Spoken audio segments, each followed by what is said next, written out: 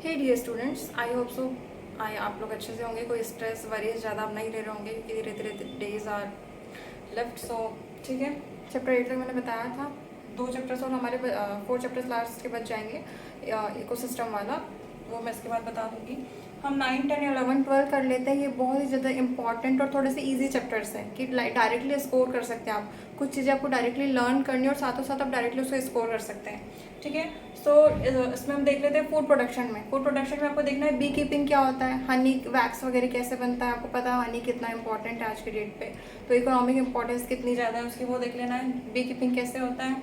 Fisheries के बारे में देख लो, फिशरीज़ क्यों ज़रूरी है ना। फिशेज से क्या हो रहा है, क्या इम्पैक्ट पड़ रहा है, क्या वाटर पे कुछ इम्पैक्ट पड़ रहा है, नहीं पड़ रहा है, फिश जो होना क्यों ज़रूरी है, ये सारी चीज़ें देख लो।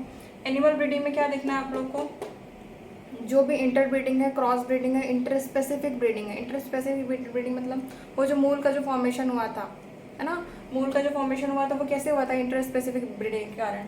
इसको कैसे हम कम कर सकते हैं, है ना।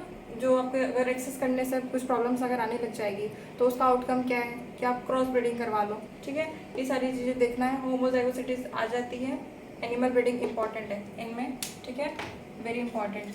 ठीक, डिसीज रेजिस्टेंस के जो दिए हैं, वीट हिमगिरी वाला जो दिया हुआ है वो आपको देखना है। ठीक है, वीट हिम रेजिस्टेंस और हिमगिरी वाला जो दिया हुआ है एनसीईआरटी में टेबल, बस उस एनसीईआरटी टेबल को फॉलो करना है। 2 ही टेबल दिए हुए हैं एनसीईआरटी में, थर्ड टेबल नहीं देखना है जो राइट साइड में, वो नहीं देखो। फर्स्ट सेकंड जो टेबल दिए हुए हैं वीट के लिए और कुछ प्लांट के लिए है, वो देख लो, डिसीज के रेजिस्टेंस। बाकी अगर हम देखें माइक्रोब्स एंड ह्यूमन वेलफेयर में, तो क्या देखना है, माइक्रोब्स देख लो थोड़ा, बस ऊपर ऊपर जनरल स्टडीज करना है। एंटीबायोटिक्स, फर्स्ट एंटीबायोटिक कौन सा था, पेनिसिलिन जी। ठीक है, ये देखना है। Sewage, first primary treatment, secondary treatment, tertiary treatment में क्या होता है, ये देख लो। बायोगैस कैसे यूज़ हो रहा है, ठीक है, बायोगैस कैसे बायोरिएक्टर्स काम कर रहे हैं, कैसे स्लज के फॉर्म पे चीज़ें एक्टिवेट होती है। बायो कंट्रोल एजेंट्स, ठीक है, एफिड्स वगैरह कैसे कंट्रोल हम एजेंट कैसे कंट्रोल कर सकते हैं, ये देखना है। एनसीईआरटी में डायरेक्ट दिया हुआ है। बायोटेक्नोलॉजी प्रिंसिपल एंड प्रोसेस, ये अपना जूलॉजी का बहुत इंपॉर्टेंट टॉपिक है। यहाँ से क्वेश्चन आने के चांसेस 100% है, स्कोरिंग है बहुत। PBR 32 का जो डायग्राम दिया हुआ है स्पेशली अच्छे से देखो, कहाँ पे हम सिलेक्शन करवाएंगे तो हमको प्रॉपर क्लोन मिलेगा, या कैसे रिकॉम्बिनेशन फॉर्म करेंगे, कैसे नॉन रिकॉम्बिनेंट फॉर्म करेंगे, वो देखना है। ठीक है, रिकॉम्बिनेंट डीएनए से PBR 32 और वेक्टर कौन सा एंजाइम इसमें लिंक करेगा। बायोरिएक्टर्स यहाँ पर भी देखना है। डाउन स्ट्रीमिंग प्रोसेस लास्ट का देख लेना एक बार, बस ऊपर थोड़ा थ्योरी देख लेना, बाकी इसके चांसेस नहीं है। हमारा इंपॉर्टेंट क्या है, PBR 322, ठीक, और रिकॉम्बिनेंट डीएनए। क्लियर।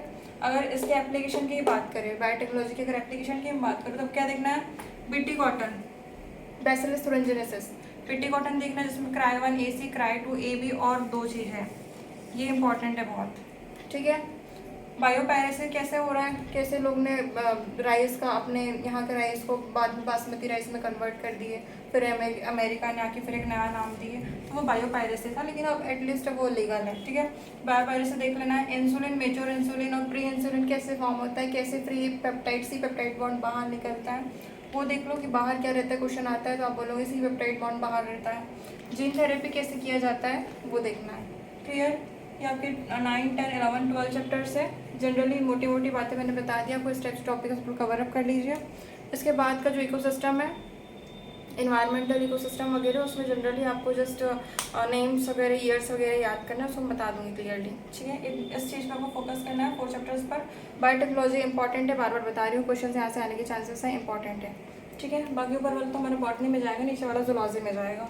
ठीक है, स्ट्रैटेजी जैसे एनिमल ब्रीडिंग से क्वेश्चन आ सकता है एग्जांपल्स में डायरेक्ट। माइक्रोब्स, एंटीबायोटिक, सीवेज वगैरह देख लो, इसमें भी बॉटनी में भी आ सकता है आपको बायो कंट्रोल एजेंट्स। और इधर आपको क्या देखना है सीधे, बायोरिएक्टर्स वगैरह। PBR 2022 के एनसीईआरटी में कुछ डायग्राम्स इतने इंपॉर्टेंट है कि डायरेक्ट डायग्राम से क्वेश्चन आएंगे। ठीक है, तो डायग्राम्स आप लोगों को छोड़ना नहीं है, सुपरफिशियली पढ़ना है, मतलब ये नहीं कि आप डायग्राम छोड़ दो, डायग्राम को अच्छे से पढ़ना है। अगर आपने डायग्राम पढ़ लिया तो थ्योरी ऑटोमेटिक बन सकती है ना आपसे। ठीक है, तुक्के से क्वेश्चन नहीं लगाना है। पता है नेगेटिव मार्किंग नहीं, लेकिन इसका मतलब ये नहीं कि आप लोग तुक्के से क्वेश्चन मारिए। मैं देख रही हूँ टेस्ट के आंसर्स देख रही हूँ, कुछ के 0 मार्क्स है, कुछ ऐसे स्टूडेंट्स हैं, ऐसा क्यों। ठीक है, आपको तुक्के से नहीं मारना है ना, कुछ तो लॉजिक लगाओ यार।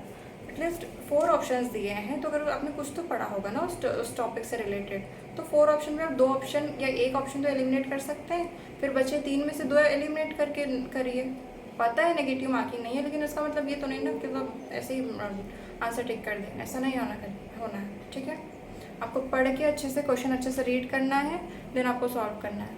ठीक है, wish you all the best, good luck.